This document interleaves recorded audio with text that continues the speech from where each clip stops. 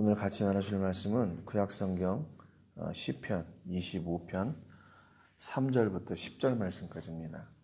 구약성경 시편 25편 3절부터 10절 말씀까지입니다. 우리 말씀은 25편 5절 말씀 같이 읽고 말씀을 나누겠습니다. 시편 25편 5절 말씀 같이 읽겠습니다. 시작. 주의 진리로 나를 지도하시고 교훈하소서. 주는 내 구원의 하나님이시니 내가 종일 주를 기다리나이다. 아멘. 본 시는 다윗의 시입니다. 이 다윗이 이 시를 기록할 때의 시대적 배경은 언제쯤인가 하면 본문에 이렇게 근거해서 보면 자기가 이제 젊은 시대를 추억하며 젊은 시절을 추억하면서 그때 자기가 이렇게 잘못했던 그런 범죄했던 그런 시기들을 잘 이겨내고 그 시대를 도우셨던 하나님을 기억하면서 노래하는 그런 시입니다.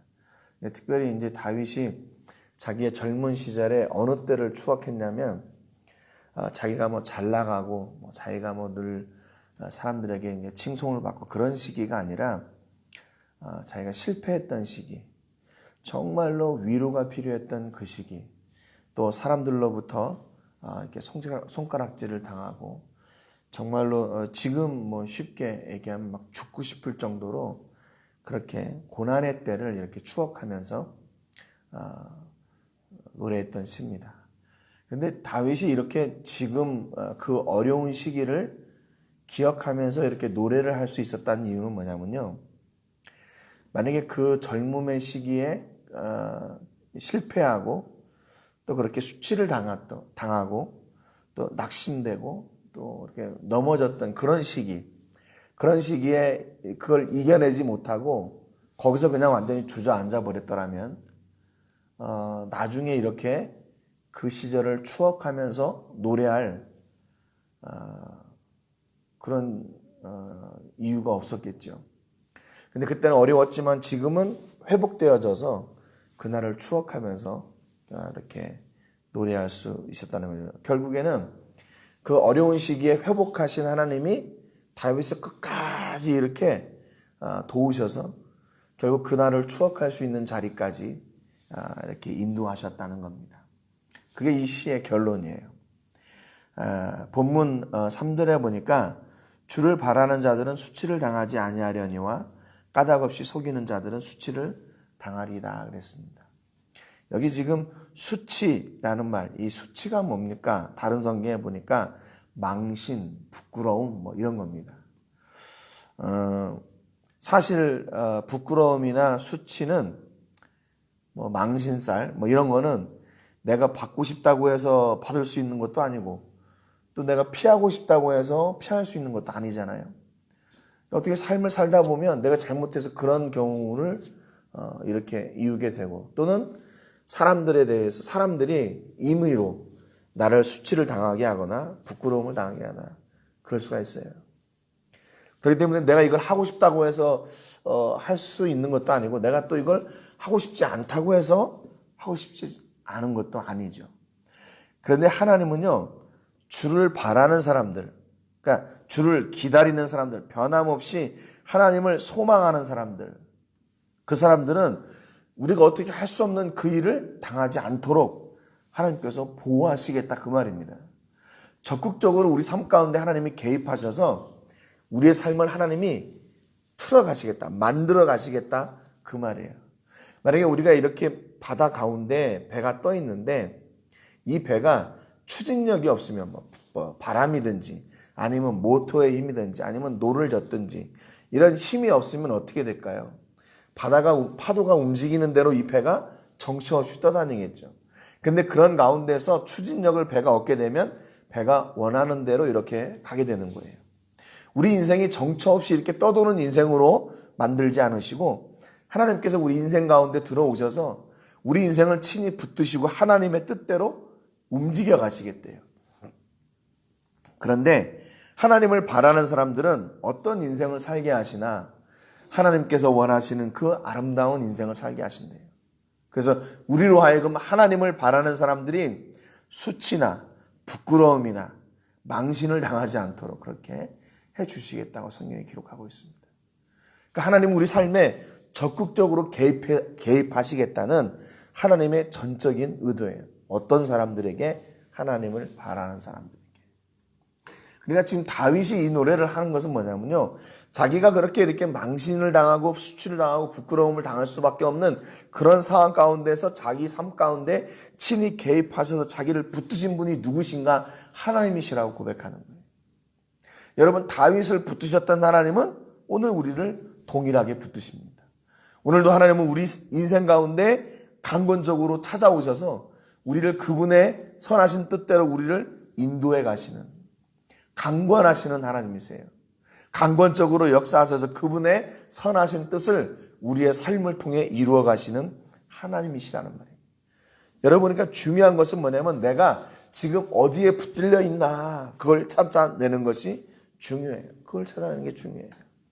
여러분, 이 다윗이 수치를 이야기하는 것은요, 이 다윗이 그 수치가 얼마나 부끄럽고 얼마나 망신스러운 것인지를 너무나도 잘 알기 때문에 수치를 당하지 아니하려니와 그래요. 다윗의 인생 가운데 이런 일이 있었습니다. 사무엘하 12장 10절부터 12절에 보면 자기의 충신인 우리아의 아내를 빼앗고 그 우리아를 전쟁터로 보내가지고 죽이는 일을 했어요.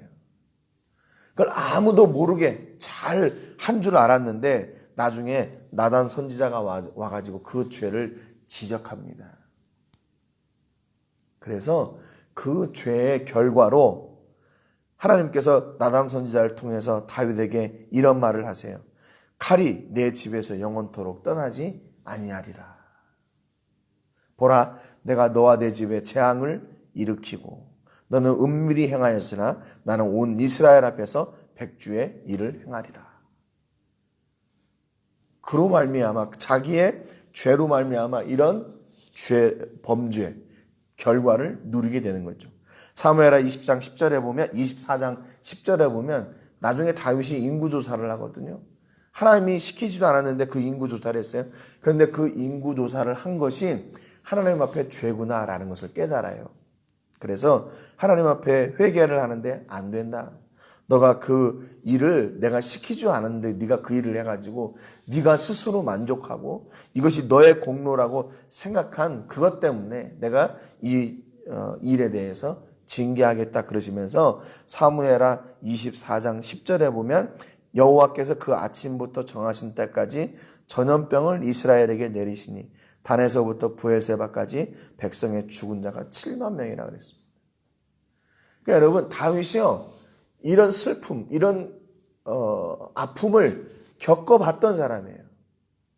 이것이 얼마나 아픈 것인지 잘 알고 있어요. 그래서 이 수치와 부끄러움과 망신을 당해본 사람으로 그것을 이겨내게 하실 분, 그 가운데서 우리를 지키실 분이 누구인가? 오직 하나님 한 분이시다라고 이렇게 노래하게 되는 겁니다. 그러면 어떻게 그 수치를 당하지 않도록 하나님께서 우리를 도우시나? 4절에 보니까 여호와여 주의 도를 내게 보이시고 주의 길을 내게 가르치소서 그랬어요. 매 순간 하나님께서 주의 도, 하나님이 기뻐하시는 길, 하나님이 기뻐하시는 뜻을 보이시고 가르쳐 주시는, 하나님을 따라 나설 때 잘못된 결정과 선택으로 인해 만나는 수치와 그 부끄러움을 당치 않도록 하나님께서 도우신다 그 말입니다. 매 순간 하나님 여기에서 길을 좀 가르쳐 주세요. 내게 길을 보여주세요. 그래서 하나님이 원하시는 그 길을 찾아 나갈 때 우리가 수치를 당하지 않도록 하나님께서 친히 내 삶을 개입해 나가시는 것을 내가 경험하게 됩니다. 그런 말이죠. 그래서 다윗이 이제 5절부터 10절까지 보면 하나님을 고백해요. 다윗이 고백하는 하나님은 어떤 하나님이냐? 첫 번째 5절에 보니까 주의 진리로 나를 지도하시고 교훈하소서. 주는 내 구원의 하나님이시니 내가 종일 주를 기다리나이다 그랬습니다. 그래서 지금 4절에 얘기했던 것처럼 하나님은 어떤 분이시냐? 다윗을 가르쳐 주시는 하나님이에요. 가르쳐 주시는 하나님. 무엇까지도 구원의 길까지도 가르쳐 주시는 하나님. 그래서 다윗이 그 하나님을 내가 종일 주를 기다리나이다 그랬어요. 종일 주를 기다리나이다. 여러분, 어떤 사람을 종일 기다릴 수 있습니까? 어떤 사람을요? 기쁘지 않고 즐겁지 않은데 그 사람을 만나면 화가 나는데 그 사람을 종일 기다릴 수 있을까요? 아니죠. 기뻐하고 사랑하고 즐거워하고 행복한 그것을 기다리고 그 사람을 기다리는 거예요. 그러니까 지금 다윗은 하나님의 말씀을 배우고 그 말씀을 따라 사는 그것이 슬프고 또 기쁘지 않은 그런 일이 아니라 너무나 행복한 일이기 때문에 그 말씀을 기다리는 거죠. 여러분, 시편 1편 2절에 오직 여호와의 율법을 즐거워하며 그의 율법을 주야로 묵상하는도다 그랬어요. 어떤 사람이요? 복 있는 사람이. 그러니까 주야로 묵상하는 게 뭐예요? 기쁘고 기쁘지 않고 즐겁지 않은데 그 말씀을 주야로 묵상할 수 있나요? 그렇지 않지요. 그 말씀이 즐겁고 기쁘고 행복하니까 그 말씀을 주야로 묵상할 수 있는 거예요. 그것처럼 다윗이 하나님의 가르침을 종일 기다릴 수 있었던 것. 복 있는 사람. 바로 하나님의 말씀을 기뻐하고 즐거워하기 때문에 그렇게 기다릴 수가 있었던 거예요. 여러분, 오늘은 우리는 하루를 이렇게 살아가면서 뭐를 제일 기대하고 기다립니까? 돈 버는 일을 기다리나요? 아니면 내게 인생에 대박이 터질 것을 기다리나요? 여러분, 다 좋은 거예요. 그런데 우리가 종일 기다려야 될 건 뭐냐면, 종일 사모해야 될 것은 뭐냐면요, 하나님의 말씀, 그분의 가르치심이에요. 오늘도 하나님, 내가 순간순간 부끄러움 당하지 않도록, 수치를 당하지 않도록 매 순간 하나님께서 내 삶 가운데 찾아오셔서 나를 가르쳐 주시고 나를 인도하시고 내 삶에 찾아오셔서 내 삶을 강권적으로 이루어 나가시기를 하나님께 간구하는, 여러분, 그래서 하나님을 매일 기다리고 매 순간 기다리고 나아가는 여러분 되시기를 주님의 이름으로 축복합니다. 그러니까 하나님의 말씀을 기다리는 것, 하나님의 말씀을 배우는 것, 그분의 가르침을 받는 것이 즐겁고 행복한 일이어야 돼요. 즐겁고 행복한 일. 이것이 바로 복 있는 사람이고 하나님의 선하신 인도하심을 따라 수치를 당치 않게 하시는 하나님의 역사 가운데 있는 사람입니다.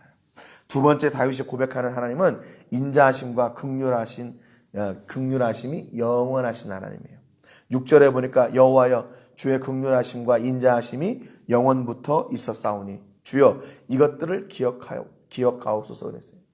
그러니까 하나님의 도우심이 어느 한순간 케이스 바이 케이스가 아니라 매 순간이라는 거예요. 매 순간 하나님이 도우시기에 내가 이게 곁길로 가지 않고 그 결정에서도 하나님이 선하신 길로 인도해 주시고 이 결정에서도 하나님이 선하신 길로 인도해 주시고 영원하신 하나님, 영원부터 영원까지 우리와 함께 하시고 우리를 인도해 내시는 하나님이시란 말입니다. 또 다윗이 고백하는 하나님은 죄와 허물을 용서하시는 하나님이에요. 7절에 보니까 여호와여 내 젊은 시절의 죄와 허물을 기억하지 마시고 주의 인자하심을 따라 주께서 나를 기억하시되 주의 선하심으로 하옵소서 그랬어요.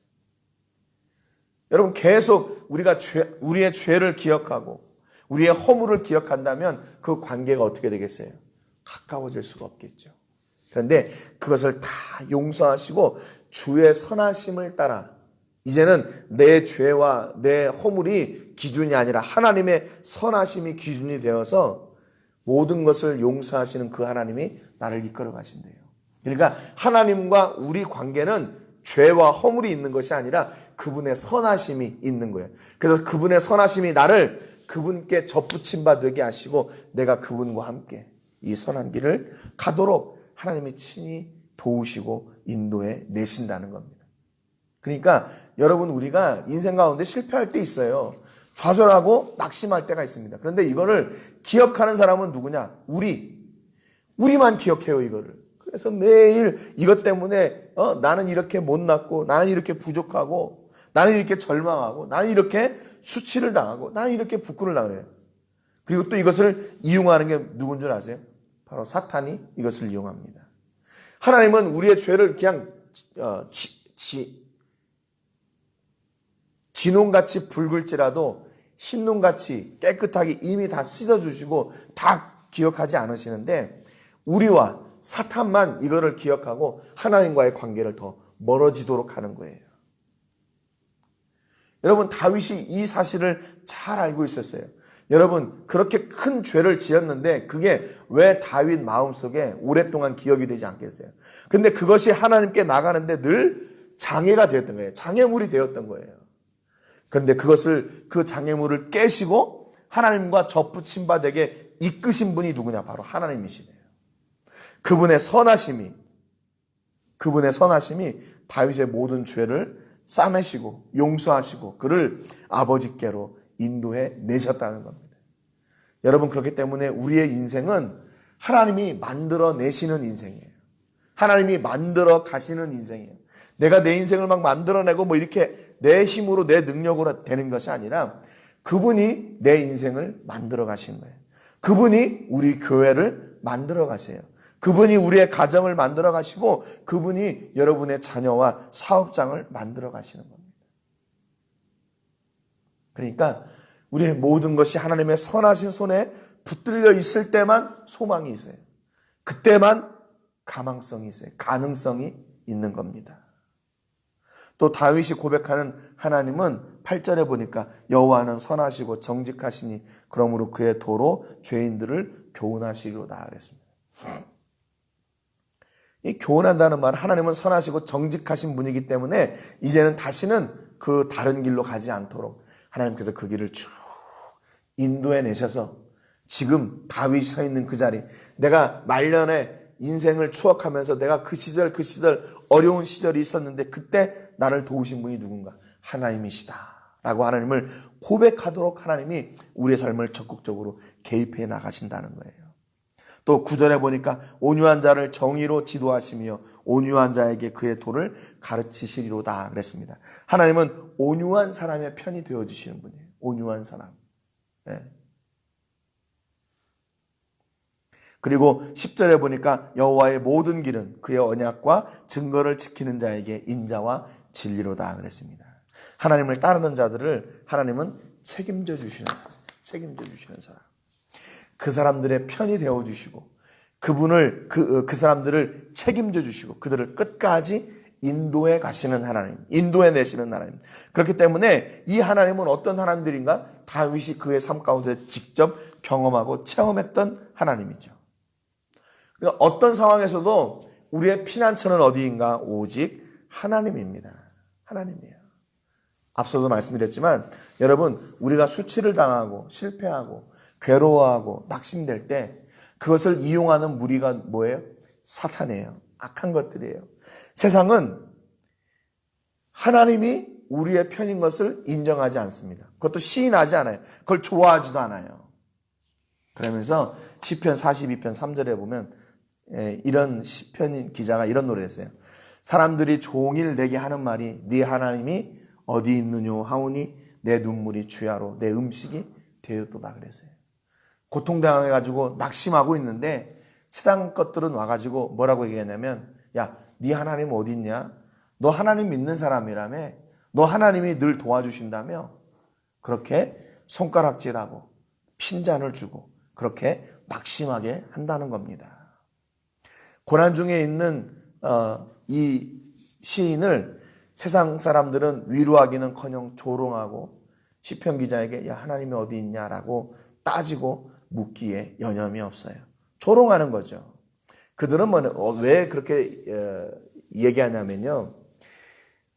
그들의 전제는 뭐냐면 하나님의 사람들은 복을 받는다라고 하는 그런 개념이 있기 때문에 그런 거예요. 그게 무슨 복입니까? 세상이 말하는 세상의 기준의 복이죠. 그런데 우리가 누리는 복은 어떤 복이냐면요. 세상의 기준의 복이 아니라 그 세상의 기준을 뛰어넘는 복이에요. 뛰어넘는 복. 그러니까 이게는 무슨 얘기냐면 복이 10가지가, 세상의 복이 10가지가 있어요. 그러면 우리가 누리는 복은 그 10가지 안에 있는 것이 아니라 그 10가지 이외에 더 큰, 더 많은 복을 누리게 된다 그 말입니다. 그러니까 하나님이 주시는 복은 더 넓고 더 깊고 더 높고 더 커요. 그러니까 세상이 생각하는 그런 복의 수준이 아니라 그 말입니다.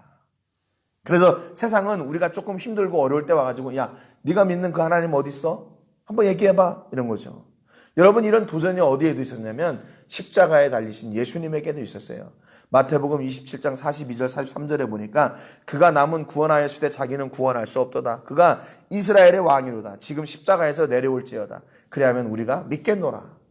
그가 하나님을 신뢰하니 하나님이 원하시면 이제 그를 구원하실지라. 그의 말이 나는 하나님의 아들이라 하였도다. 그랬대. 예수님은 지금 십자가에서 자기를 구원하시기 위해서 피를 흘리고 계시는데 내려와 봐라. 너 자신을 구원해봐라. 이렇게 초롱하는 거죠.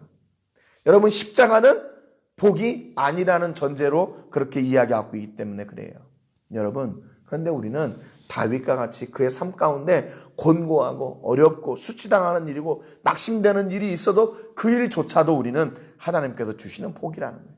왜? 그 상황 가운데서 하나님을 만나고 하나님을 경험했기 때문에 그것이 더 큰 복과 은혜라는 겁니다. 여러분, 그렇기 때문에 우리가 그냥 실패 가운데 넘어졌더라면 다윗이 이런 노래를 할 수가 없지요. 그런데 다윗은 자기 삶 가운데 그런 수치스러운 시간이 있었지만, 그런 절망의 시간이 있었지만 그를 다시 회복시켜 주시고 그를 하나님의 사람으로 이끌어 가시는 하나님이 계셨기에 다시 그 하나님을 노래할 수 있어요. 여러분, 이것을 신학적으로 뭐라고 얘기하냐면 성도의 견인이다. 성령님께서 우리를 견인해 가신다, 그 말입니다. 이 견인이란 말은 자동차가 움직이지 못하고 있는데 그 견인차가 와가지고 이렇게 이끌어가는 그런 견인하고 조금 달라요. 의미는 같은데 좀 달라요. 이 견인이란 말의 뜻은 뭐냐면 굳게 참고 견딘다, 그 말입니다. 그러니까 하나님이 우리를 견인해 가시는 중에 우리가 우리 삶의 어떤 어려움들도 잘 견뎌내고 이겨낼 수 있다는 거예요. 그래서 결국 우리를 하나님께서 하나님의 나라까지 인도하시는 그런 선하신 길 가운데 우리가 서게 된다, 그 말입니다. 그러니까 결국 성도로서 살 수 있는 그 은혜와 복은 어디로부터 오는 것인가? 우리로부터 오는 것이 아니라 바로 하나님께로부터 오는 거죠. 선하신 하나님, 우리를 용서해 주시는 하나님, 그의 길을 가르쳐 주시고 매 순간 역사하시는 그 하나님이 우리를 그렇게 인도해 가시고 만들어 가신다는 것. 그래서 나중에 일을 추억할 때 내가 그날 그렇게 힘들고 어려웠지만 하나님이 도우셨다라고 고백할 수 있는 그 삶을 살아가도록 하나님이 견인해 가시는 거예요. 만약에 하나님의 견인하심이 없다면 어떻게 될까요? 그냥 그 실패 가운데 우리는 넘어져 버리는 거예요. 그래서 그날을 추억할 때 내가 그날로 인해서 그날로부터 내가 망했다, 이렇게 슬퍼하며 울겠죠. 여러분, 오늘도 우리의 삶은요 여전히 불완전하고 여전히 이렇게 허물이 많고 여전히 이렇게 위기 가운데 있는 우리 인생이에요. 그런데 하나님께서 우리 인생 가운데 찾아오실 때 우리 인생이 견고한 인생이 되는 겁니다. 흔들리지 않는 인생이 돼요. 곁길로 가지 않는 인생이 되고 하나님의 선하신 말씀을 쫓아 그분의 나라까지 온전히 세워져가는 귀한 성도의 삶을 살 수 있게 되는 겁니다. 여러분, 오늘 여러분의 모든 삶 가운데서 하나님의 선하신 인도하심으로 말미암아 매 순간 강건케 되고 매 순간 하나님께서 주시는 그 풍성한 은혜와 복을 누리시고 그 하나님을 온전히 노래하고 찬송하는 이런 시편 기자와 같은 그런 복이, 이런 다윗과 같은 은혜가 여러분의 삶 가운데 넘치시기를 주님의 이름으로 축복합니다. 우리의 삶은 언제나 불완전해요. 언제나 위기예요.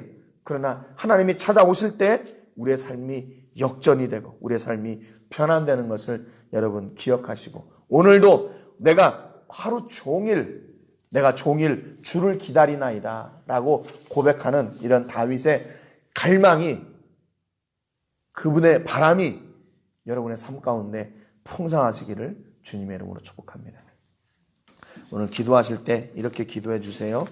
불완전한 우리 삶 가운데 오셔서 우리를 완전하게 인도해 가시는 하나님의 인도하심이 매 순간 풍성하게 하시고 끊어지지 않도록 위해서 기도해 주시고, 오직 하나님만 내 삶의 찬양의 주인공이 되어 주시기를. 그리고 지금 세계적으로 아픔을 주고 있는 이 코로나19가 속히 회복될 수 있도록 위해서 기도해 주시기 바랍니다. 제가 먼저 기도하고 같이 기도하겠습니다. 하나님 아버지, 감사드립니다. 오늘 다윗은 그의 젊은 시절의 수치와 그 아픔을 기억하면서 그 수치 가운데서 하나님께로 인도해 내신 구원의 하나님을, 변함없으신 용서의 하나님을, 사랑의 하나님을 노래하고 찬송했습니다. 그래서 불완전했던 그의 삶을 하나님이 찾아오셔서 하나님의 사람처럼 하나님의 사람답게 살아갈 수 있도록 만들어 주셨음을 노래했습니다. 하나님, 오늘 우리의 삶도 다윗과 같이 그렇게 불완전하고 늘 위기를 경험하고 있는 그런 연약한 사람들임을 고백합니다. 그럼에도 하나님 우리 삶 가운데 찾아오셨을 때, 하나님 우리를 붙들어 나가실 때에 우리는 우리가 상상할 수 없는 놀라운 하늘의 복을 누리며 그 자리에 서게 될 줄로 믿습니다. 다윗이 하나님을 내가 종일 주를 기다리나이다 고백했던 것처럼 우리가 세상의 것을 기다리거나 기대하는 사람들이 아니라 우리의 소망을 하나님께 두고 오직 하나님만 기다리고 기대하는 하나님의 백성들이 되게 하여 주옵소서.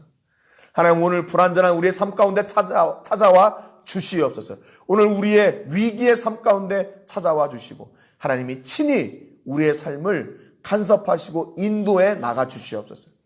그래서 결국 하나님을 찬양하는 그 자리, 하나님이 기뻐하시는 그 자리에 서게 하시고 그로 하나님이 영광 받아 주시옵소서. 이런 은혜가 우리 모든 식구들과 또 자녀들과 사업장 위에 또 캠퍼스 위에 넘쳐나게 하여 주실 것을 믿고 감사드리고 축복하며 예수님의 이름으로 기도합니다. 아멘.